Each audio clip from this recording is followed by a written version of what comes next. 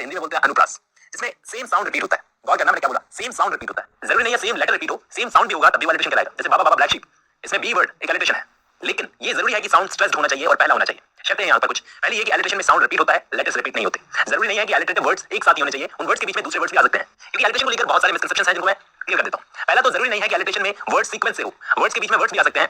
दूसरा, इसमें साउंड जरूरी है ना कि लेटर्स, जैसे कि crooks conspire with the kind king. अब यहाँ पर crooks conspire with the kind king ये एलिटेशन है, यहाँ पे के वर्ड भी। When life gives you rough, damaged parts, give it some mayo.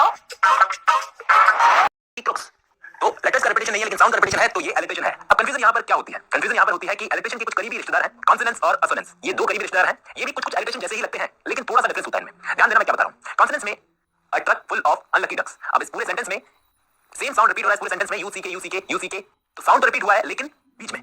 और एलिटेशन का नियम क्या था? फर्स्ट लेटर होगा, स्ट्रेस्ड लेटर होगा, ये बीच में है। और ध्यान देना कॉन्सोनेंट है, के कॉन्सोनेंट है, कॉन्सोनेंट साउंड है, तो ये क्या है? कॉन्सोनेंट्स। अब ऐसा ही कुछ होता है असोनेंट्स, बीच में आता है लेकिन वॉवल रिपीट होता है, वो भी शब्द के बीचों बीच। जैसे she seems to beam rays of sunshine with eyes of green, तो यहाँ पर सीम बीम ग्रीन, तो ये बीच में वॉवल रिपीट हुए हैं, तो ये क्या है? असोनेंट्स। उम्मीद करता हूं आपको एलिटेशन, कॉन्सोनेंट्स और असोनेंट्स में फर्क पता चल गया होगा। जरूरी नहीं है कि एलिटेशन सिर्फ पोएट्री में फॉलो हो, प्रोज में भी होता है, यहाँ तक कि सुपर हीरोज के नामों में भी यूज होता है। अब राइटर्स इसका यूज क्यों करते हैं? अपनी राइटिंग की खूबसूरती बढ़ाने के लिए, फीलिंग डालने के लिए और अपनी राइटिंग को म्यूजिकल बनाने के लिए। बहुत ही फेमस और जरूरी फिगर ऑफ स्पीच है। बेसिकली एलिगरी एक ऐसा वर्क होता है जिसका कोई हिडन मीनिंग होता है, कोई छुपा हुआ मीनिंग। वो छुपा हुआ मीनिंग किसी भी टाइप का हो सकता है, कोई मॉरल, स्पिरिचुअल या पॉलिटिकल मीनिंग। अभी समझ में नहीं आ रहा होगा, समझाता हूं। जैसे कोई राइटर होता है, उसने अपना कोई वर्क लिखा, तो वो अपने कैरेक्टर्स या इवेंट्स के जरिए कुछ ऐसा बताना चाहता हो जो कि वो साफ साफ तो नहीं बता रहा लेकिन हमें सिंपल तरीके से समझ में आ जाए, वो एलिगरी कहलाती है। लिटरेचर में ऐसे बहुत सारे वर्क्स हैं जो एलिगरिकल फॉर्म में लिखे हुए हैं। ऐसे वर्क्स लोगों को बहुत सिंपली समझ में आ जाते हैं कि राइटर क्या कहना चाहता है। अब सबसे बड़ी कंफ्यूजन यहाँ पर क्या होती है? यहाँ पर सबसे बड़ी कंफ्यूजन होती है एलिगरी और सिंबलिज्म में फर्क की, कि एलिगरी और सिंबलिज्म में फर्क समझ में नहीं आता, दोनों सेम से लगते हैं। देखो इन दोनों में बहुत बड़ा फर्क है। एलिगरी बड़ी होती है, अब ये नहीं कह सकते, लेकिन एलिगरी में सिंबल्स यूज होते हैं लेकिन सिंबल्स में एलिगरी यूज नहीं होती। एलिगरी में सिंबल्स यूज होते हैं, बड़े हेवीली यूज कर सकते हैं, लेकिन किसी राइटिंग में अगर सिंबल्स का यूज हुआ है तो उसे हम एलिगरी नहीं कह सकते। याद रखना, एलिगरी अपने आप में इतनी लंबी होती है कि उस पर एक पूरी बुक लिखी जा सकती है, बुक्स की सीरीज लिखी जा सकती है, और इतनी छोटी भी हो सकती है कि पेज में खत्म कर दी जाए। याद रखना, एलिगरी और सिंबलिज्म दो अलग चीजें हैं, इनमें कंफ्यूजन बहुत होती है। जबकि सिंबलिज्म का यूज किया जाता है किसी एब्स्ट्रैक्ट आइडिया को बताने के लिए। फॉर एग्जांपल, एक नोवेल मैंने आपको पढ़ा रखी है, टू किल अ मॉकिंगबर्ड। अब इस नाम में जो मॉकिंगबर्ड है इसका यूज किया गया है इनोसेंस और ब्यूटी को सिंबलाइज करने के लिए, लेकिन हम ये नहीं कहेंगे कि ये एलिगरी है। एलिगरी डिफरेंट चीज होती है भाई। एलिगरी अपने आप में बहुत बड़ा ब्रॉडर मॉरल मीनिंग लेकर चलती है। मतलब किसी नोवेल या वर्क का हर कैरेक्टर, हर डायलॉग, हर ऑब्जेक्ट, हर सेटिंग, हर इवेंट मतलब कुछ ना कुछ बता रहा हो। जैसे एडमंड स्पेंसर की एक बहुत फेमस पोएम है द फेयरी क्वीन, वो एक एलिगरी है, एक मॉरल एलिगरी। लिटरेचर में से बहुत सारी एलिगरीज है। फेमस एलिगरी की बात करूं तो एनिमल फार्म एक फेमस पॉलिटिकल एलिगरी है। जॉन बंजन की द पिलग्रिम्स प्रोग्रेस ये एक रिलीजियस एलिगरी है। फ्रेंच काफ्का की कॉकरोच वाली स्टोरी मेटामॉर्फोसिस वो एक सोशल एलिगरी है। मेनली एलिगरीज दो टाइप की होती है, समझ लो। पहली हिस्टोरिकल एलिगरी, यानी कि ऐसी एलिगरी जिसमें हिस्टोरिकल फिगर्स, इवेंट्स को शामिल किया जाता हो। फॉर एग्जांपल, ये जॉर्ज ऑरवेल की एनिमल फार्म, इसके इवेंट्स रशियन रेवोल्यूशन से मिलते जुलते हैं, तो ये हिस्टोरिकल एलिगरी है। दूसरी कैटेगरी होती है कंसेप्चुअल एलिगरीज, जिसमें रियल इवेंट्स शामिल नहीं होते, जैसे फ्रेंच काफ्का की मेटामॉर्फोसिस, जिसका नाम है इल्यूजन। अब आप इसको इल्यूजन से कंफ्यूज मत करना, इल्यूजन अलग चीज होती है, यहाँ हम इल्यूजन की बात कर रहे हैं। देखिए इसका मतलब ये होता है जब हम किसी से कोई बात कर रहे हैं या हम किसी को कोई चीज बता रहे हैं, तो हमने बीच में एक ऐसी चीज का रेफरेंस दे दिया जो बिल्कुल हमारी बात से रेलेवेंट नहीं है, लेकिन सामने वाला उस चीज को जानता है। अब वो चीज या तो कोई फेमस लिटरेरी वर्क हो सकता है, सेलिब्रिटी हो सकता है, भगवान हो सकते हैं, हिस्टोरिकल इवेंट्स हो सकते हैं, या फिर कोई फिलोसॉफिकल आइडिया। ऐसे समझ में नहीं आएगा, एग्जांपल देके समझाना होगा। एक नोवेल है बहुत ही फेमस, जॉर्ज ऑरवेल की 1984। वो नोवेल अगर आपने पढ़ी हो तो ठीक है, नहीं पढ़ी तो मैं आपको बताता हूं। उस नोवेल में एक कैरेक्टर है बिग ब्रदर, जो उस नोवेल में कभी भी नहीं आता, सामने कभी नहीं आता, लेकिन एक लाइन होती है कि big brother is watching you, big brother हमेशा आपको देख रहा है। अब ये नोवेल 1984 एक स्पेसिफिक जगह के लिए लिखी गई है, लेकिन इस नोवेल को पढ़ने के बाद में दुनिया के किसी भी देश में कोई भी इंसान ये जरूर समझ जाएगा कि बिग ब्रदर किसको बोला जा रहा है। हमारे देश में भी बिग ब्रदर है, हर देश में बिग ब्रदर है जो देख रहा है, हर वक्त नागरिकों को देख रहा है। आप समझ रहे होंगे यहाँ पे बिग ब्रदर गवर्नमेंट को बोला जा रहा है। तो यहाँ पे इस नोवेल में 1984 में ये बिग ब्रदर एक इल्यूजन है, क्योंकि बिग ब्रदर वर्ड यूज करने की बजाय जॉर्ज ऑरवेल डायरेक्टली भी बोल सकते थे कि गवर्नमेंट इज वाचिंग यू। तो आई होप आपको समझ में आया होगा इल्यूजन का मतलब किसी ऐसी चीज का रेफरेंस देना जिसको सब जानते हो, जिसको एक्सप्लेनेशन की जरूरत नहीं, जिसको सब जानते हो। तुम अपने कंधे पर पूरी दुनिया का बोझ उठा के चल रहे हो। यहाँ पर इल्यूजन का यूज हुआ है, कंधे पर बोझ कौन उठाता है? एक मिथ है जिसमें एटलस कंधे पर बोझ उठा के चलता है पूरी दुनिया का। या फिर मैं अपने दोस्त को कहूं हर वक्त पढ़ता रहता है आइंस्टाइन बनेगा क्या? हम सब जानते हैं आइंस्टाइन कौन है, तो यहाँ पे मैंने इल्यूजन का यूज किया है। उस लड़की की स्माइल तो मोनालिसा की तरह है, हम सब जानते हैं मोनालिसा की पेंटिंग के बारे में। मोनालिसा का रेफरेंस दिया, मतलब मैंने यहाँ पर इल्यूजन का यूज किया है। एपोस्ट्रोफी, एपोस्ट्रोफी बहुत ही कमाल की और बहुत ही फेमस फिगर ऑफ स्पीच है। इसको मैं एक एग्जांपल के थ्रू समझाने की कोशिश करूंगा। पहले इसकी डेफिनेशन बताता हूं। इसकी डेफिनेशन है a character talking to an absent person और अ थिंग।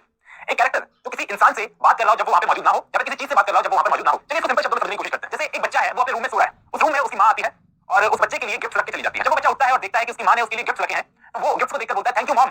अब वो अपनी मां के लिए बोलता है थैंक यू मॉम, जबकि उसकी मां वहां पर मौजूद नहीं है। यही होता है एपोस्ट्रोफी दोस्तों, किसी ऐसे इंसान से ऑब्जेक्ट से बात करना जो कि मौजूद ना हो। तो आपने अक्सर ये ब्लैंक वर्ड्स के बारे में जरूर सुना होगा अपने टीचर से या किसी और से, क्लासमेट से, बैचमेट से। ये ब्लैंक वर्ड्स क्या होती है? शेक्सपियर ने अपने ड्रामास को ब्लैंक वर्ड्स में लिखा और मिल्टन ने पैराडाइज लॉस्ट को ब्लैंक वर्ड्स में लिखा। अब काफी सारे बच्चों के दिमाग में सवाल है कि ये ब्लैंक वर्ड्स होती क्या है और इसकी हिस्ट्री क्या है। इस वीडियो में मैं आपको इसकी हिस्ट्री बताऊंगा कि इसको कैसे यूज किया गया और ये कहां से आई। चलिए कहां की शुरू करते हैं। ब्लैंक वर्ड्स एक ऐसी चीज होती है जिसमें मीटर तो फॉलो होता है लेकिन राइम फॉलो नहीं होती। ध्यान देना मैं क्या बोल रहा हूं, मीटर तो फॉलो होता है लेकिन राइम फॉलो नहीं होती। इसको लिखने की शुरुआत मानी जाती है 16th सेंचुरी से हुई थी। ऐसा माना जाता है कि इसको फर्स्ट टाइम इंग्लिश लैंग्वेज में इंट्रोड्यूस किया था हेनरी हावर्ड ने, जिन्हें अर्ल ऑफ सरेबी कहा जाता है। और जब उन्होंने एनियड को ट्रांसलेट किया था उस वक्त इन्होंने इंग्लिश लैंग्वेज में इसको इंट्रोड्यूस किया था।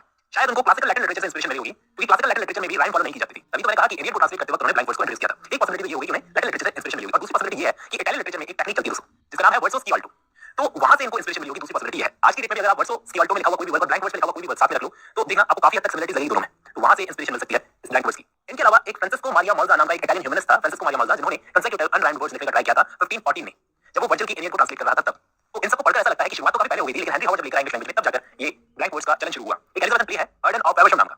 अब ये तो पता नहीं किसको किसने लिखा, कोई कहता है थॉमस पेन ने लिखा, कोई कहता है किसी ने लिखा, लेकिन ये प्ले एक अच्छा एग्जांपल है है एंड स्टॉप ब्लैंक वर्ड्स का। इसके अलावा 1561 में गॉडवर्ड नाम का प्ले जिसे थॉमस नॉर्टन और थॉमस सैकविल ने मिलकर लिखा था, ऐसा माना जाता है कि ये फर्स्ट इंग्लिश ड्रामा था जिसको ब्लैंक वर्ड्स में लिखा गया था दोस्तों। लेकिन नॉर्टन और सैकविल को इतनी फेम नहीं मिली जितनी क्रिस्टोफर मार्लो को मिली। क्रिस्टोफर मार्लो पहले इंग्लिश ऑथर थे, पहले इंग्लिश प्लेराइट थे जिनको ब्लैंक वर्ड्स का यूज करने के लिए क्रिटिकल फेम मिली। आप में से कुछ बच्चों को मालूम होगा कि मार्लो की ब्लैंक वर्ड्स को मार्लो की माइटी लाइंस भी कहा जाता है। आप जरूर ये जानना चाहोगे कि क्रिस्टोफर मार्लो ने ऐसा क्या किया था जो वो ब्लैंक वर्ड्स में इतने फेमस हो गए। तो दोस्तों क्रिस्टोफर मार्लो ने कुछ म्यूजिकल क्वालिटीज को इसमें ऐड किया था, इमोशनल पावर को डेवलप किया था अपने फेमस ड्रामास टम्बलडन, डॉक्टर फॉस्टर्स और एडवर्ड सेकंड में। मार्लो के बाद में जब शेक्सपियर के हाथ में ब्लैंक वर्ड्स गई थी तो शेक्सपियर को शुरू में समझ में नहीं आ रहा था कि इसका यूज कैसे करना है, क्योंकि आप देखना उन्होंने अपने अर्ली पेज में प्रोज को और 10 सिलेबल की राइम कपलेट को कंबाइन कर दिया था, जैसे पोएट्री में होता है वैसे। लेकिन फिर बाद में उन्होंने सीखा कि ये स्ट्रेस पर फोकस किया जाना चाहिए, सिलेबिक लेंथ पर फोकस नहीं किया जाना चाहिए। शेक्सपियर ने तो मार्लो से भी ज्यादा फ्रीली इसका यूज किया था दोस्तों। जैसे अभी ब्लैंक वर्ड्स में वो एंजाममेंट का यूज करते थे, आपने सुना होगा एंजाममेंट क्या होता है, तो एंजाममेंट का यूज करते थे वो। इनके अलावा जॉन वेबस्टर, थॉमस मिडलटन भी इसका यूज करते थे ब्लैंक वर्ड्स में ड्रामा लिखने के लिए।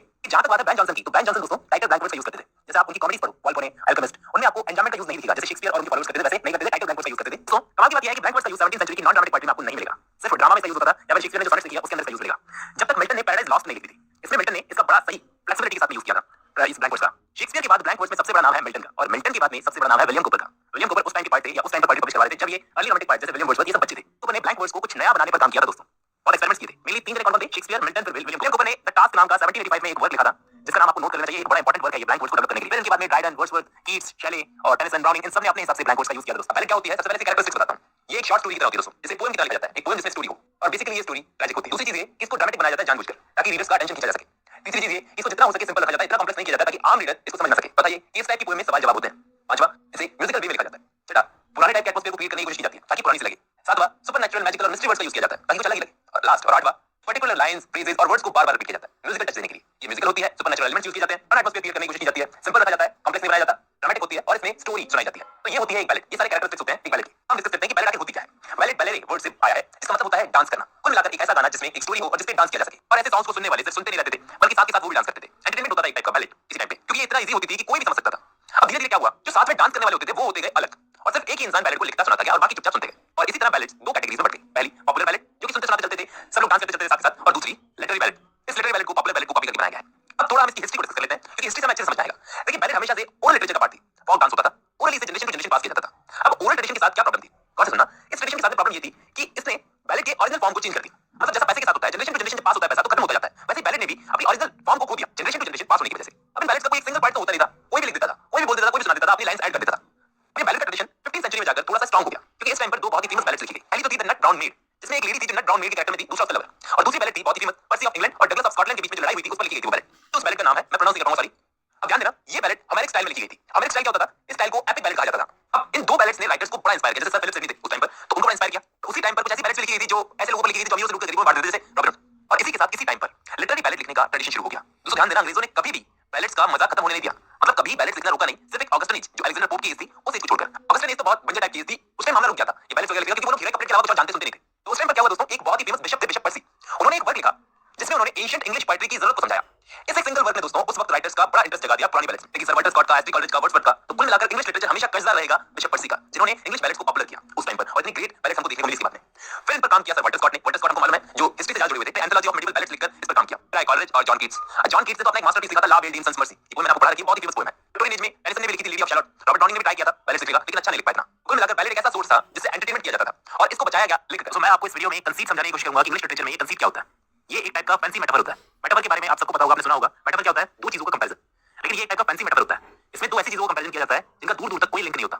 जैसे इंग्लिश पोएट जॉन डन ने एक पोएम लिखी है वैलेडिक्शन फॉरबिडिंग मॉर्निंग, जिसमें वो दो लवर्स का कंपैरिजन कंपास के दो पैरों के साथ में करता है। देखो स्कॉलर्स ने क्लासिकली कंसीप्ट को दो टाइप्स में डिवाइड किया है। एक होता है पेट्रार्कन कंसीप्ट जो आपको पेट्रार्कन सोनेट्स में देखने को मिलेंगे, शेक्सपियरियन सोनेट्स में देखने को मिलेंगे, और दूसरे होते हैं मेटाफिजिकल कंसीप्ट जो आपको जॉन डन और उनके फॉलोअर्स की पोएट्री में देखने को मिलेंगे। तो इससे हमें ये तो अंदाजा लग जाता है कि कंसीप्ट आया तो पेट्रार्क से ही है, क्योंकि मेटाफिजिकल पोएट्स पेट्रार्क से बहुत बाद में आए थे, पेट्रार्क बहुत पहले के पोएट थे। तो इससे हमें ये तो अंदाजा लगता है कि कंसीप्ट का पहले यूज पेट्रार्क ने करना शुरू कर दिया था काफी पहले, लेकिन वो अपनी पोएम्स में लवर्स का कंपैरिजन नेचर के खूबसूरत ऑब्जेक्ट से करते थे, जैसे सूरज हो गया, चंदा हो गया, ऐसे सब चीजों से। लेकिन तब तक कंसीप्ट की नेगेटिव इमेज मार्केट में नहीं बनी थी। 14th-15th सेंचुरी की बात कर रहा हूं जब पेट्रार्क को ट्रांसलेट किया गया इंग्लिश पोएट्री में, तो उनका कंसीप्ट नाम का डिवाइस भी आ गया इंग्लिश लैंग्वेज में जब ट्रांसलेट किया गया। लेकिन 17th सेंचुरी के मेटाफिजिकल ग्रुप के हाथ में जब ये लगा कंसीप्ट नाम का डिवाइस, तो इन्होंने इसका ओवर यूज करना शुरू कर दिया। ओवर यूज किया तो क्या, लेकिन इसमें ज्यादा इनोवेशंस नहीं हुए दोस्तों। तो एक नेगेटिव इमेज बन गई कंसीप्ट की कि ये तो एक ऐसे टाइप का कंपैरिजन है जो फैंसी है, और ये धीरे-धीरे करते-करते आउट ऑफ ट्रेंड हो गया मार्केट से। मैं आपको सिंपल से सिंपल लैंग्वेज में समझाने की कोशिश कर रहा हूं। मैं आपको एक और एग्जांपल देके समझाता हूं। जैसे पेट्रार्क और शेक्सपियर अगर कंसीप्ट का यूज करेंगे तो वो कैसे करेंगे, वो खूबसूरत लड़की की आंखों का कंपैरिजन सूरज से करेंगे। ये चीज समझ में आती है कि कंसीप्ट एक लेवल में यूज हो रहा है। जैसे स्पेंसर ने अपनी एपिथेलियम नाम की जो पोएम है उसके अंदर बेलवेट की चीक्स का कंपैरिजन एप्पल के साथ में किया है, वाह क्या कंपैरिजन है। उसकी अपने बेलवेट के लिप्स का कंपैरिजन चेरीज के साथ में किया है, वाह क्या कंपैरिजन है। लेकिन यहाँ पर मेटाफिजिकल कंसीप्ट का यूज एकदम अब्सर्ड किया जाता है, बेतुके कंपैरिजन। जैसे कि जॉन डन अपने बेलवेट का कंपैरिजन खुद से कैसे करेंगे कि एक प्ली है, प्ली मतलब एक टाइप का कीड़ा होता है, उसने पहले मेरा खून चूसा फिर तुम्हारा खून चूसा, अपने बेलवेट को बोल रहे हैं। अब हम दोनों का खून उससे फ्री में उस कीड़े में मिक्स हो गया। इसका मतलब ये एक जरिया हो गया, ये कीड़ा जिसमें हम दोनों एक हो गए, हम दोनों ने सेक्स कर लिया। तो कंपैरिजन तो है लेकिन एकदम अपसेट टाइप का कंपैरिजन है। इसलिए रोमांटिक एज में जाकर ये क्लेवर आर्टफुल स्किल, ये डिवाइस कहीं खो सा गया और इसको वापस रिवाइव करने का काम, अगर आप ऐसा समझते हो कि टीएस एलियट ने किया था तो आप गलत हो दोस्तों। इसको रिवाइव करने का काम किया था फ्रेंच सिंबलिस्ट पोइट्स ने। और मॉडर्न पोएट्री में ये बात सच है कि अमेरिकन डिकिंसन, टीएस एलियट और एज़रा पाउंड जैसे पोइट्स आपको इसका यूज करते हुए मिलेंगे, लेकिन इसको रिवाइव करने का काम किया था फ्रेंच सिंबलिस्ट ने। कंसीव का मतलब आपको समझ में आया होगा। अब मैं आपको बताता हूं कपलेट क्या होता है। कपलेट को हिंदी में बोलते हैं दोहा। पोएट्री में दो लाइनों की एक यूनिट को कपलेट कहा जाता है और इन दो लाइनों की यूनिट में सेम मीटर, सेम राइम का यूज किया जाता है। या फिर इसकी एक क्वालिटी और होती है, पोएट्री से एकदम सेपरेट होता है ये, मतलब होता पोएट्री के अंदर ही लेकिन एकदम सेपरेटली इसको रखा जाता है। दो लाइनों का डबल लाइन ब्रेक भी कहा जाता है इसको। कपलेट दो टाइप के होते हैं दोस्तों, ओपन कपलेट और क्लोज कपलेट। ओपन कपलेट वो होता है जिसमें एक लाइन का मतलब दूसरी लाइन तक जाता है और क्लोज कपलेट वो होता है जिसमें एक लाइन का मतलब एक ही लाइन में खत्म हो जाता है और दूसरी लाइन का मतलब अलग होता है। लेकिन जो यहाँ पर मैंने डेफिनेशन दी कि दो राइमिंग लाइंस को हम कपलेट बोलते हैं, तो यहाँ पर कंफ्यूजन ये खड़ा हो सकता है कि सिमिलर राइमिंग की दो पोएट्री में हर दूसरी लाइन होती है। मतलब अगर आप पोएट्री पढ़ोगे तो सेम सी राइमिंग से खत्म होती है हर दूसरी लाइन, तो हर दूसरी लाइन कपलेट थोड़ी होगी। बल्कि नहीं दोस्तों, आपको पोएट्री के अंदर कपलेट अलग से खड़े हुए दिखेंगे। आप इजीली डिटेक्ट कर सकते हो, पहचान सकते हो, आइडेंटिफाई कर सकते हो कि ये कपलेट है। एक टाइप का ब्रेक्स आ जाता है पोएट्री में। तो ये कपलेट भी एक ऐसा डिवाइस था कंसीव की तरह जो रोमांटिक एज में आकर आउट ऑफ फैशन हो गया था। रोमांटिक एज में आकर काफी सारे डिवाइसेस जो पहले की पोएट्री में यूज किए जा रहे थे सब आउट ऑफ फैशन हो गए। अगर आप कपलेट पढ़ रहे हो तो आपको हेरोइक कपलेट के बारे में भी थोड़ी नॉलेज होनी चाहिए। अब हम लोग बात करते हैं कैजुरा की। इसको बोला जाता है एक टाइप का पॉज। पोएट्री में जो हम लाइन लिखते हैं तो लाइनों के बीच में पॉज आते हैं, जैसे कॉमा लगा दिया, डैश लगा दिया, तो इसको हम बोलते हैं कैजुरा। पोएट्री में कैजुरा आ गया। और जरूरी नहीं है कि ये पॉज पोएट्री के एकदम बीचों बीच आएगा। फर्स्ट वर्ड के बाद और लास्ट वर्ड से पहले ये पॉज कहीं भी आ सकता है, कितनी भी बार आ सकता है। ये जरूरी नहीं है कि एक ही बार आएगा, मल्टीपल टाइम्स भी आ सकता है। जैसे कि विलियम शेक्सपियर के प्ले हैमलेट में डायलॉग है to be or not to be, that is the question. तो यहाँ पर दो बार पॉजेस आए, आपने अगर नोट किया हो तो टू बी के बीच में ये जो कॉमा है इसको कहा जाता है कैजुरा, और ये दैट इज द क्वेश्चन के पहले ये है, इसको भी कैजुरा ही कहा जाएगा। तो दो टाइम पॉज आए हैं, तो यहाँ पर इस लाइन में दो पॉजेस हैं, मतलब दो कैजुरा हैं। एक ही लाइन में मल्टीपल टाइम्स इसको यूज किया गया है, एक से ज्यादा बार यूज किया गया है। कैथारसिस, एरिस्टोटल ने इस टर्म को कॉइन आउट किया था। ये वर्ड निकल कर आया है ग्रीक वर्ड कैथेरियन से, जिसका मतलब होता है पर्च या कहें कि क्लीन करना। अब आप सोचोगे किस चीज को क्लीन करना और किस चीज से क्लीन करना। तो जब कोई ऑडियंस बैठ के कोई ड्रामेटिक ट्रेजेडी देखती है तो उस वक्त वो मेन कैरेक्टर के प्रति बहुत ज्यादा इमोशंस फील करती है। मेनली दो टाइप के इमोशंस, पिटी और फियर। और उस ट्रेजेडी को देखने से उनके खुद के कैरेक्टर्स में कुछ बदलाव आते हैं, जिसे कैथारसिस कहा जाता है। ये एक छोटी सी डेफिनेशन थी कैथारसिस पर। अब मैं आपको डिटेल से समझाने की कोशिश करता हूं कि एरिस्टोटल ने इस कैथारसिस के बारे में क्या कहा है। एरिस्टोटल ने कहा है जब उनके सामने ड्रामा चल रहा होता है, जैसे एक्टर्स परफॉर्म कर रहे होते हैं, उस वक्त ऑडियंस सेम इमोशंस फील करती है जो मेन कैरेक्टर्स के साथ में हो रहे होते हैं। और उन्हीं इमोशंस के थ्रू ऑडियंस कुछ बेटर चीजें सीख सकती है अपनी लाइफ में उतारने के लिए, कि हमें अपनी जिंदगी में क्या करना चाहिए और क्या नहीं करना चाहिए, क्योंकि उन्हें उस ड्रामा को देखते वक्त उस मेन कैरेक्टर से बहुत स्ट्रांगली अटैचमेंट हो जाता है। और ये कैथारसिस सिर्फ ड्रामा में नहीं पाया जाता, नॉवेल्स के अंदर भी पाया जाता है। जैसे इमेजिन करो एक किताब है जिसके अंदर एक लड़का है जिसने कैंसर की वजह से अपनी मां को खो दिया। अब एक रीडर है जो इस किताब को पढ़ रहा है, उसने भी कभी पास में मान लो किसी फ्रेंड या फैमिली मेंबर को कैंसर से खोया होगा, तो वो इस किताब से डीपली अटैच हो जाएगा। इसे ही कहा जाता है कैथारसिस। यानी ऐसी सेम सिचुएशन जिसमें रीडर या व्यूअर खुद उस किताब को पढ़ते पढ़ते या उस चीज को देखते देखते उस कैरेक्टर के गुस्से को, उस कैरेक्टर के हर इमोशन को, चाहे वो दुख हो, गुस्सा हो, सबको अपना मानने लगे, उसे ही कैथारसिस कहा जाता है। एरिस्टोटल ने अपनी किताब पोएटिक्स में पोएट्री की 5 फॉर्म्स के बारे में बताया। उन 5 फॉर्म्स में से एक फॉर्म है एपिक पोएट्री। एरिस्टोटल बोलते हैं कि एपिक पोएट्री जो होती है वो ट्रेजेडी की तरह एडमायरेबल लोग, यानी ऐसे लोग जो बहुत महान होते हैं, उनकी लाइफ का इमिटेशन होती है। सिंपल लैंग्वेज में एपिक पोएट्री के अंदर एक ग्रेट इंसान की लाइफ के कारनामों को बताया जाता है। तो आपको समझ में आ गया होगा कि ट्रेजेडी से ये डिफरेंट कैसे होती है। लेकिन हमारे एरिस्टोटल भाई साहब ने इसको ट्रेजेडी से नीचे रखा। वो कहते हैं कि एपिक पोएट्री की लंबाई बहुत ज्यादा होती है। ट्रेजेडी की लंबाई लिमिटेड होती है, लेकिन एपिक पोएट्री की लंबाई बहुत ज्यादा होती है। एरिस्टोटल ऐसा जरूर बोलते हैं कि इनकी लंबाई इनके लिए एक एडवांटेज है कि ये पूरी चीज को अच्छे से रिलेट कर सकती है, लेकिन साथ ही साथ वो ये भी बोलते हैं कि इनकी लंबाई ज्यादा होने की वजह से एक डिसएडवांटेज ये है, इनका प्लॉट बड़ा लंबा चौड़ा हो जाता है, जिसे कोई सिंगल व्यू में समझ में नहीं आता। एरिस्टोटल ने अपनी किताब पोएटिक्स में इस बात पर बहुत ज्यादा जोर डाला है कि एपिक कितना भी महान हो जाए लेकिन ट्रेजेडी से सुपीरियर नहीं हो सकता। इनफैक्ट एरिस्टोटल तो इस बात पर आर्ग्यू करते हैं कि कई मामलों में ट्रेजेडी एपिक को सप्रेस कर देती है। इसकी सबसे बड़ी वजह यह है कि ट्रेजेडी के पास कैथारसिस होता है और कैथारसिस ट्रेजेडी की पावर है। कैथारसिस पर मैंने एक सेपरेट वीडियो बना दी है दोस्तों, अगर आप अभी तक नहीं देखिए तो जाकर देख लीजिए। अब कैथारसिस ट्रेजेडी की पावर कैसे है एरिस्टोटल आगे बताते हैं। कहते हैं कि एपिक चाहे किसी भी टाइप का इमोशन क्रिएट कर सकता है, लेकिन ट्रेजेडी सिर्फ और सिर्फ पिटी और फियर यानी डर और दया के भाव को स्पेसिफिकली पैदा करती है ऑडियंस के मन में, जो कि कैथारसिस से सबसे ज्यादा इंपॉर्टेंट है। और ये कैथारसिस एपिक के पास नहीं होता। लोगों के दिमाग में एक सवाल आ रहा होगा कि हिंदी में एपिक को क्या कहते हैं। हिंदी में एपिक को कहते हैं महाकाव्य। जैसे हमारे यहाँ पर महाभारत और रामायण इसी कैटेगरी में आते हैं, महाकाव्य की। उसी तरह ग्रीक एपिक्स में ओडिसी और इलियड बहुत ही फेमस है। और अगर आप इंग्लिश लिटरेचर में एग्जांपल्स देखो तो जॉन मिल्टन की पैराडाइज लॉस्ट और एडमंड स्पेंसर की फेयरी क्वीन। अब आपके दिमाग में एक सवाल जरूर आना चाहिए कि मैंने महाभारत और रामायण को एपिक क्यों कहा है। देखो एपिक एक ऐसी पोएम होती है, वैसे अगर देखा जाए जैसे रामायण और महाभारत के पार्ट होते हैं उस तरीके से वो पोएम लगती है ना, है तो पोएम ही, महाकाव्य है। एपिक एक ऐसी पोएट्री होती है जिसमें वीरों की जिंदगी के बारे में बताया जाता है, उनके किस्सों के बारे में बताया जाता है, पीढ़ी दर पीढ़ी उन कहानियों को, उन किस्सों को सुनाया जाता है, जनरेशन टू जनरेशन पास किया जाता है। अब एपिक्स की खास बात क्या होती है कि इनमें पता नहीं है कि क्या ये कैरेक्टर्स जिनके बारे में बताया जा रहा है, जिनकी जिंदगियों के बारे में बताया जा रहा है, उनके पास में कुछ खास गुण होंगे जो दिखाए जा रहे हैं एपिक के अंदर या नहीं, लेकिन उनको सुपर ह्यूमन क्वालिटीज दी जाती है। जैसे महाभारत में कर्ण का कैरेक्टर देख लो, उसके पास में कवच और कुंडल था, सुपर ह्यूमन क्वालिटीज दी जाती है लगभग हर महाकाव्य के अंदर, हर एपिक के अंदर। जैसे पैराडाइज लॉस्ट में आप सैटर्न का कैरेक्टर देख लो, एडम और ईव का कैरेक्टर देख लो, फ्रूट ऑफ नॉलेज को देख लो, ये चीजें सोचने में कहीं से भी सच्ची नहीं लगती, लेकिन फिर भी लोग इनको सच मानते हैं। तो एपिक यही होता है, ट्रेजेडी से डिफरेंट होता है, ये कैरेक्टरिस्टिक्स है इसकी। अच्छा एक चीज और होती है, एपिक्स के अंदर गॉड भी अपीयर होते हैं, यानी भगवान भी होते हैं एपिक्स के अंदर। आप पैराडाइज लॉस्ट को देख लो, अब महाभारत में कृष्ण का कैरेक्टर देख लो, वेस्ट में जितने भी एपिक लिखने वाले राइटर्स थे उन सब ने होमर को फॉलो किया। एक टर्म होती है होमरिक सिमिली, जिसको एपिक सिमिली कहा जाता है। दोस्तों दो टाइप होते हैं एपिक के, एक होता है पॉक एपिक, एक होता है लिटरेरी एपिक। पॉक एपिक होता है जो जनरेशन टू जनरेशन सुनाया जाता है, यानी मेरे दादा को उनके दादा ने सुनाई, उनके दादा को उनके दादा ने सुनाई, तो ये कहानी जो बिखरी हुई थी किसी ने उनको समेटा और एक एपिक का रूप दे दिया। ठीक है, ये होगी पॉक एपिक। और एक होती है लिटरेरी एपिक। लिटरेरी एपिक क्या होता है, जो जैसे पैराडाइज लॉस्ट एक राइटर ने लिखा है, भले ही बाइबल से इंस्पायर होकर लिखा है, लेकिन इसको लिखा एक आर्टिस्ट ने है, तो ये लिटरेरी एपिक का एग्जांपल है। एरविन फ्रेडरिक मैक्सिमिलियन पिस्केटर नाम के एक जर्मन थिएटर डायरेक्टर ने इस टर्म को कॉइन आउट किया था, एपिक थिएटर। तो इनका नाम नोट कर लो, पूछा जा सकता है कि किसने इस टर्म को कॉइन आउट किया था। देखो ये एपिक थिएटर में होता क्या था, सोशियो पॉलिटिकल कंटेंट पर फोकस किया जाता था बजाय के ऑडियंस को इमोशनली मैनिपुलेट करने के। मतलब ऑडियंस के अंदर बेमतलब की पिटी और फियर जगाने की बजाय उनको सोशियो पॉलिटिकल कंटेंट पर फोकस किया जाना चाहिए, जिस चीज को फॉर्मल ब्यूटी कहा जाता है दोस्तों। इस टाइप के थिएटर उस टाइम पर एरिस्टोटेलियन आइडियाज के बिल्कुल उल्टे थे। एरिस्टोटल का जो वर्क है पोएटिक्स, उसके अंदर उन्होंने अपनी ड्रामेटिक थ्योरी दी है। उस थ्योरी के अंदर उन्होंने कैथारसिस की बात की है, जिसके अंदर ऑडियंस में पिटी और फियर जगाना चाहिए ऐसा कहा गया। लेकिन इस टाइप के ड्रामास का पर्पस क्या होता था कि अपने पुराने बिलीफ्स को भूल जाओ। वो ऑडियंस से डायरेक्ट बोलते थे कि अपने पुराने बिलीफ्स को भूल जाओ कि एंड में अच्छे के साथ में अच्छा होगा और बुरे को सजा मिलेगी। ऐसा जरूरी नहीं है। तुम्हें दुनिया को वैसे देखना शुरू कर देना चाहिए जैसी दुनिया है। हमें यानी ऑडियंस को ड्रामा वैसे नहीं देखना चाहिए जैसे हमें स्टोरी दिखाई जा रही है, कहानी दिखाई जा रही है ड्रामा की, बल्कि ऑडियंस में बैठे हर एक इंडिविजुअल इंसान का अपना अलग पर्सपेक्टिव होता है। तो हर कोई कहानी देखकर अपने अलग तरीके से रिएक्ट करे। इस टाइप के ड्रामा लिखने वालों का मेन पर्पस यही होता था। अब दोस्तों, इस एपिक थिएटर का कनेक्शन डायरेक्टली जर्मनी से है। जर्मनी में एक थिएटर है वॉक्स बुहिन नाम है उस थिएटर का, जो बर्लिन सिटी में है। वहीं पर इस टर्म को कॉइन आउट किया था एल्विन प्लेस्केटर ने। ऐसा उन्होंने इसलिए किया क्योंकि उस टाइम पर वो थिएटर लिखने वाले प्लेराइट्स को एनकरेज करने की कोशिश कर रहे थे कि आप लोग कंटेम्पररी इश्यूज पर लिखो और उन कंटेम्पररी इश्यूज को स्टेज पर परफॉर्म करवाओ, जिससे ऑडियंस खुद सोचने लगे, बातें करने लगे आपस में। इन एपिक थिएटर वालों से पहले एक टर्म चलती थी टोटल आर्ट वर्क नाम से। वैसे जर्मन लैंग्वेज में इसको ये बोलते हैं, इसका नाम मैं प्रोनाउंस नहीं कर पाऊंगा, सॉरी, लेकिन टोटल आर्ट वर्क नाम से एक टर्म चलती थी और इसे डेवलप किया था German composer playwright Richard Wagner ने। रिचर्ड वैगनर आर्ट वर्क पर ज्यादा फोकस करते थे, जैसे एस्थेटिज्म वाले करते थे, सेम वैसे ही। तो इस आइडिया के अगेंस्ट एक रिस्पांस था एपिक थिएटर। अब दोस्तों, मैं आपको एपिक थिएटर में सबसे बड़ा नाम बताने वाला हूं, जिनका नाम है बर्टोल्ट ब्रेक्ट। ये एक जर्मन थिएटर प्रैक्टिशनर थे और एपिक थिएटर में सबसे बड़ा नाम थे दोस्तों। लेकिन कितनी अजीब बात थी कि एपिक थिएटर में इतना बड़ा नाम होने के बावजूद भी ये हेवीली इन्फ्लुएंस थे रिचर्ड वैगनर से। रिचर्ड वैगनर जो टोटल आर्ट वर्क पर भरोसा करते थे। तो हम ऐसा कह सकते हैं कि ये एक एग्जांपल है कि जरूरी नहीं है कि आप जिससे इन्फ्लुएंस हो तो आप उसी के जैसा लिखो। बर्टोल्ट ब्रेक्ट ने ये बात साबित कर दी। बर्टोल्ट ब्रेक्ट का एक वर्क है a short organum for the theatre. ये एक वर्क है, इन्होंने 1948 में लिखा था स्विट्जरलैंड में और 1949 में इसको पब्लिश करवाया था। और इसी वर्क के अंदर दोस्तों उन्होंने एरिस्टोटल के पोएटिक्स के आइडिया को रिजेक्ट किया। पोएटिक्स में जो कैथारसिस वाला आइडिया था उसको रिजेक्ट किया। इन्होंने इस वर्क में पुराने कुछ ग्रीक राइटर्स को उठाया, उनका रेफरेंस दिया, जैसे कि सोफोक्लिस की ट्रेजेडीज का रेफरेंस दिया और शेक्सपियर की कॉमेडीज का और दूसरे प्लेस का रेफरेंस दिया। कुल मिलाकर पोएटिक्स के कोर आइडिया पर ये अटैक करते थे। अब पोएटिक्स का कोर आइडिया क्या था कि थिएटर को ड्रामेटिक बनाओ। ड्रामेटिक कैसे बनाओ कि कनेक्शन फील करना चाहिए। ऑडियंस में बैठा हर एक इंसान जब कैरेक्टर से कनेक्शन फील करेगा तब जाकर एक ड्रामा ग्रेट ड्रामा बनेगा। लेकिन यहाँ पे बर्टोल्ट ब्रेक्ट क्या करते थे, उन्होंने कहा कि इमोशनल कनेक्शन होने के बाद हम रैशनल सोचना बंद कर देते हैं। और इन्होंने ही दोस्तों इस टाइप के थिएटर के लिए इस टाइप के थिएटर को डायलेक्टिक थिएटर नाम दिया था। एपिक थिएटर नाम तो इसको बाद में मिला, पहले इन्होंने डायलेक्टिक थिएटर नाम दिया। इनको बिल्कुल पसंद नहीं था साइकोलॉजिकल रियलिज्म, सीरियलिज्म और थिएटर ऑफ क्रुएलिटी।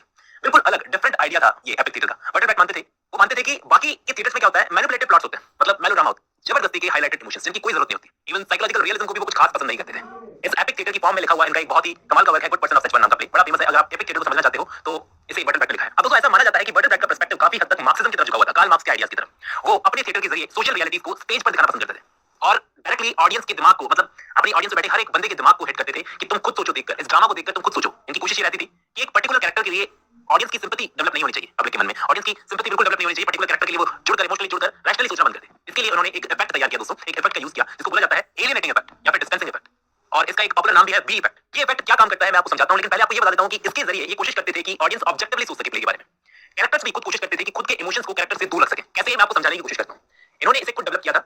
ये एक्टर्स को साफ कहते थे कि कोशिश करना कि ऑडियंस के इमोशंस से तुम डिस्टेंस बनाकर रख सको। ऑडियंस का इमोशनल इन्वॉल्वमेंट बिल्कुल नहीं होना चाहिए प्ले में। बीच-बीच में तुम उनको रिमाइंडर्स देते रहो कि ये एक थिएटर परफॉर्मेंस चल रही है, आपको इमोशनल होने की कोई जरूरत नहीं है। आप रैशनल रहो, आप सोचते रहो कि ऐसा क्यों हो रहा है। और इस टेक्निक में एक्टर्स क्या करते थे, बीच-बीच में आकर लेक्चर्स देते थे, समराइज करते थे, नरेशन चलता था, गाने वगैरह गाकर। और दोस्तों ध्यान देना, इस टाइप के थिएटर के अंदर स्टेज डिजाइनिंग भी जो होती थी ना, वो किसी लोकेलिटी के हिसाब से नहीं होती थी, बल्कि ऑडियंस को ये फील करवाया जाता था कि वाकई में वो किसी थिएटर के अंदर बैठे हैं, वो ऑडियंस है और वो थिएटर में बैठे हैं, वो किसी लोकेशन पर नहीं है। बीच-बीच में रस्सियां लटका दी, हैवी लाइटिंग हो रही है, बहुत ज्यादा लाइटिंग हो रही है। ऐसा इसलिए क्योंकि इमोशनल होकर ऑडियंस ड्रामा को ठीक से एनालाइज नहीं कर सकती। ऑडियंस को रैशनल होना ही पड़ेगा। तो ड्रामा को मजे के लिए बिल्कुल मत देखो, रैशनल बनो, सवाल पूछो। यही था एपिक थिएटर, जिसमें एपिक जैसा कुछ भी नहीं था। लेकिन दोस्तों, ये एरिस्टोटल के ड्रामेटिक थिएटर से बिल्कुल अलग था। आयरनी, इस लिटरेरी डिवाइस में चीजें जैसी दिखती हैं एक्चुअली उससे बहुत डिफरेंट होती है। आयरनी बेसिकली तीन टाइप की होती है, वर्बल आयरनी, ड्रामेटिक आयरनी और सिचुएशनल आयरनी। एक एक करके तीनों को समझाता हूं। सबसे पहले वर्बल आयरनी। इसमें इंसान बोलता कुछ है और उसका मतलब कुछ और होता है। जैसे फॉर एग्जांपल, मैं एक डेंटिस्ट के पास में गया, वापस आया तो दोस्त ने पूछा दर्द हुआ था, तो मैंने बहुत मजा आया। तो यहाँ पर मैं एक वर्बल आयरनी का यूज कर रहा हूँ। मतलब ऑब्वियसली दर्द हुआ यार, डेंटिस्ट के पास में क्या मजा आता है। तो अगर एक्चुअल लिटरल मीनिंग से आपके वर्ड्स बिल्कुल अपोजिट हो तो आप वर्बल आयरनी का यूज कर रहे हो। सबसे कॉमन आयरनी है वर्बल आयरनी। दूसरी होती है सिचुएशनल आयरनी, मतलब ऐसी सिचुएशन क्रिएट होना जिसमें कुछ अनएक्सपेक्टेड चीज हो जाए, एक्सपेक्ट कुछ किया हो और हो कुछ हो जाए। इस एग्जांपल देकर समझाता हूं। एक राइटर है ओ हेनरी, उनकी एक स्टोरी है, शॉर्ट स्टोरी गिफ्ट ऑफ मिठाई। उसके अंदर क्या होता है, एक खूबसूरत लड़की होती है जिसकी बालों की लटें बहुत खूबसूरत होती है। तो वो अपने हस्बैंड से बहुत प्यार करती है। उसका हस्बैंड एक वॉच पहनता है, घड़ी, और उस घड़ी में डलती है एक चेन। वो चेन इसके हस्बैंड के पास में होती नहीं है, तो ये क्या करती है, अपने खूबसूरत बालों की लटों को काट देती है अपने हस्बैंड की घड़ी की चेन खरीदने के लिए। लेकिन इसका हस्बैंड क्या करता है, अपनी उसी घड़ी को बेचकर इसके लिए कंगा खरीद कर लाता है ताकि ये अपने ब्यूटीफुल बालों को संवार सके। तो ये एक सिचुएशनल आयरनी हुई कि उस लड़की ने एक्सपेक्ट कुछ किया था और बिल्कुल इसके उलट हो गया। तो ये सिचुएशनल आयरनी हुई। तीसरा टाइप होता है ड्रामेटिक आयरनी। इसको समझाने के लिए मैं आपको एक एग्जांपल दूंगा, उससे बहुत अच्छे समझ में आएगा। जैसे आप एक मूवी देख रहे हैं, तो आप उस मूवी की ऑडियंस हो, तो कुछ चीजें उस फिल्म के अंदर आपको पता होती हैं, लेकिन उस मूवी के कैरेक्टर को पता नहीं होती। जैसे आपको पता है कि उस मूवी में दरवाजे के पीछे क्या है, लेकिन मूवी के कैरेक्टर को ये चीज पता नहीं है। तो ये ड्रामेटिक आयरनी है। तो दोस्तों, सबसे पहले समझने वाली चीज इसमें यह है कि आयम्बिक और पेंटामेटर ये दोनों अलग अलग चीजें हैं। दोनों को ही समझना आसान है, लेकिन एक एक करके समझना पड़ेगा। लेकिन इन दोनों को समझने से पहले हमको समझना पड़ेगा कि सिलेबल्स क्या होते हैं। सबसे पहली समझने वाली चीज है हमारे लिए सिलेबल्स। यहाँ पर कई लोगों को पता होगा सिलेबल का मतलब होता है कोई वर्ड, हिंदी में बोलूं तो कोई शब्द, और शब्द का मतलब पूरा शब्द नहीं, शब्द का भी ऐसा पार्ट, यानी कि वर्ड का भी ऐसा पार्ट जिसका एक ही साउंड हो, एक ही वॉवल साउंड हो। ठीक है, मैं आपको आगे समझाऊंगा तो समझ में आ जाएगा। तो सिलेबल का मतलब समझ में आया होगा कि सिलेबल एक वर्ड को कहते हैं, एक शब्द को कहते हैं, शब्द का ऐसा पार्ट जिसका एक ही साउंड होता है। प्योर हिंदी में बोलूं तो शब्दांश, शब्द का एक अंश, इसको बोलते हैं हम सिलेबल। अब तो क्लियर हुआ होगा। तो आयम क्या बोलता है, आयम बोलता है कि दो सिलेबल को मिलाकर आयम बनता है, यानी कि एक आयम दो सिलेबल को मिलाकर के बनता है। For example,